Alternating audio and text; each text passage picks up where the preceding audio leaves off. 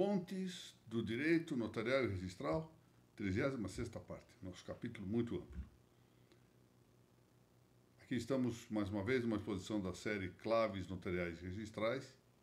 Eu agradeço a presença daqueles que participam da nossa costumeira audiência, quer quando ela vai ao ar, quer ao largo do tempo. Quero também cumprimentar e agradecer os meus confrades e confreiras da Academia Paranaense de Direito Notarial e Registral, que apoiam esta nossa série, e a Noreg do Paraná, o que faço na pessoa de seu presidente, o Dr. Matheus Araújo Vido da Silva, estendendo os meus agradecimentos às gestões anteriores da Noreg, a presidência da Noreg Paranaense, a professora Mariana Podzenato Martins, a professora Mônica Dalla Vecchia, ambas tendo papéis fundamentais na instauração e prosseguimento desta nossa série, da série Registros sobre Registros, ensejando assim que o Paraná assuma hoje um caráter referencial, a bem dizer, de protagonismo na doutrina brasileira das notas e dos registros. Muitos bons pensadores no Paraná. Bom, nós estamos tratando aqui de maneira específica acerca das fontes do direito notarial e registral, mas agora, como eu disse, especificamente cuidando da questão da jurisprudência pretoriana, chamada jurisprudência dos tribunais.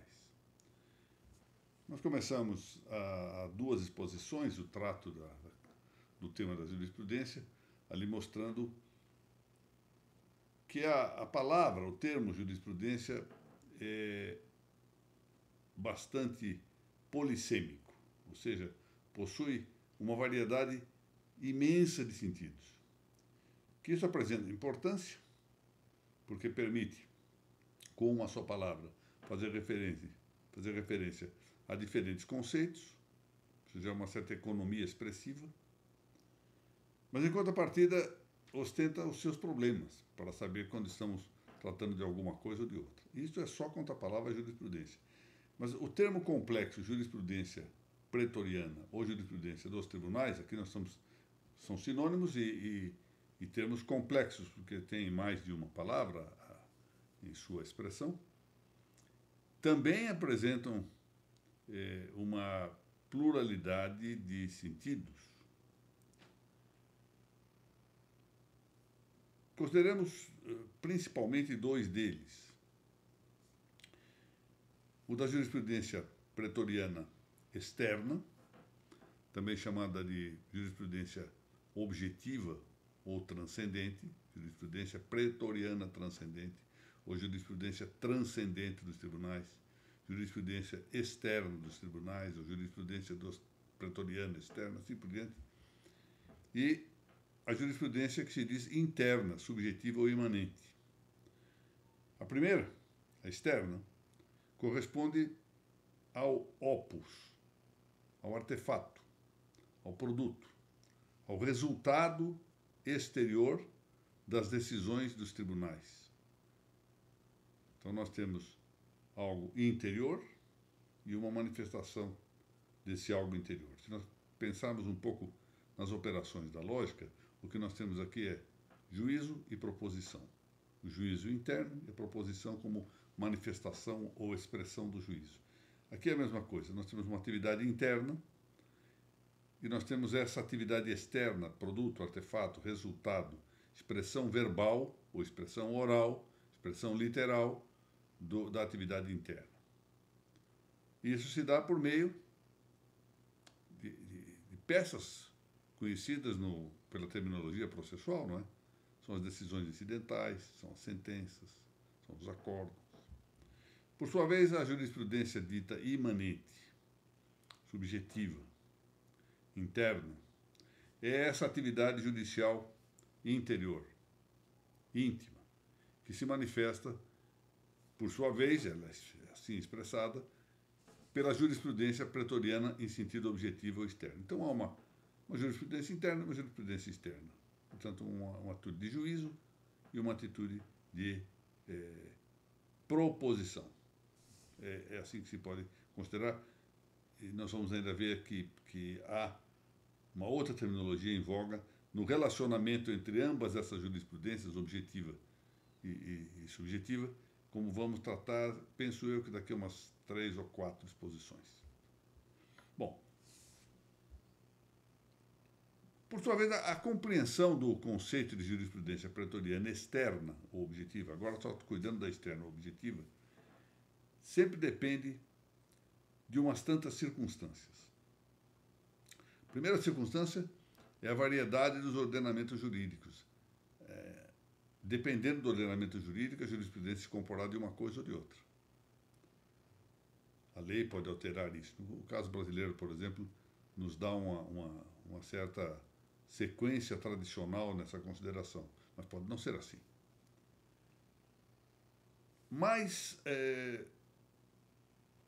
característico dessa circunstancialidade do que se entende por jurisprudência pretoriana externa é o uso da expressão, que pode variar, como nós vamos ver daqui a pouco, de povo em povo ou de tempos em tempos, etc., conforme seja a tendência ou o costume de quem se valha dessa terminologia. Bom, eu referi há pouco a relação dos atos processuais que, no direito brasileiro atual, e de acordo já com sua tradição, a tradição também já que remonta a Portugal e de Portugal remonta ao direito romano, prevalece em nossos dias. Se formos, por exemplo, ao Código de Processo Civil brasileiro, 2015, que é o Código Processual vigente, seu artigo 203 diz que os pronunciamentos dos magistrados, dos juízes, consistem em 3 tipos, ou 3 espécies de atos processuais, que são as sentenças, as decisões interlocutórias e os despachos. Bom, por mais que, agora é preciso considerar isso, nós chamemos de sentenças, em geral, as manifestações de juiz de primeiro grau, o fato é que os acórdons, e o que é acórdão vem também indicado no artigo 204 do referido Código de Processo Civil, os acórdons são julgamentos colegiados. A diferença entre o acórdão e a sentença é que o acórdão é colegiado e a sentença é monocrática. Mas os acórdãos não são só correspondentes a uma sentença colegiada, por assim dizer. Os acórdãos podem ser também decisões incidentais ou interlocutórias colegiadas. Por exemplo, uma decisão de um agravo no ambiente de um processo, tendo por objeto uma decisão incidental. Ou mesmo, embora mais raramente, não falta, que os tribunais também emitam colegiadamente despachos de procedimento, despachos para melhor prover, quando, por exemplo, convertem um julgamento em diligência, aguardando a juntada de um documento, ou quando verificam a falta da citação do litisconsorte e convertem o julgamento em diligência para citar o litisconsorte. No fundo, essa decisão do recurso implica um despacho interlocutório com a ordem de citação, um despacho de mero expediente com a ordem de citação. A contrapartida é que também existem decisões monocráticas nos tribunais. Os relatores proferem decisões monocráticas frequentemente. Então, a questão, portanto, de nomenclatura mal esconde as várias circunstâncias que o ordenamento jurídico, aqui e ali, numa época ou noutra, dá de indicação para o objeto de conceito da jurisprudência pretoriana. Bom, estamos falando do Brasil, mas podemos ter pensado em situações de outros países, ou no Brasil de outras épocas. O mais relevante do que isso é verificar o aspecto qualitativo que deve discriminar o que se entende por jurisprudência pretoriana e que muitas vezes resulta do uso da expressão, do uso pelos juristas. Aqui, entendendo-se a palavra jurista como aquele que tem o ofício, um dos ofícios possíveis com o direito. Os magistrados, promotores públicos, advogados, notários, registradores, delegados, defensores públicos, etc. Bom, essa expressão jurista é a expressão melhor, que vai caindo, de certo modo, numa competição inadequada com o termo operadores jurídicos, que já não se refere ao direito propriamente como arte liberal, mas parece situar o direito no campo da arte servil, como se o jurista fosse um técnico, como se aquele que tivesse um ofício no âmbito do direito exercesse uma tarefa poética, de técnica, em vez de ser uma arte prudencial. Ou, melhor dito, um exercício no âmbito da virtude da prudência jurídica. Era comum pensar, outrora, que a jurisprudência dos tribunais fosse a coleção de seus julgados uníssonos e reiterados. Foi assim que eu aprendi, no meu tempo de faculdade, o que era a jurisprudência. O conjunto de decisões ou julgados uníssonos e reiterados dos tribunais, ou seja, uniformes e repetidos nos tribunais. Havia mesmo, e há, um aforismo clássico que ditava ser a jurisprudência a autoridade das coisas julgadas sempre do mesmo modo, sempre dava a ideia da constância, sempre do mesmo modo, e a ideia do perpétuo indicava alguma reiteração nessa solução. Rerum perpetuo, é assim que falava em latim, né? Esse aforismo clássico.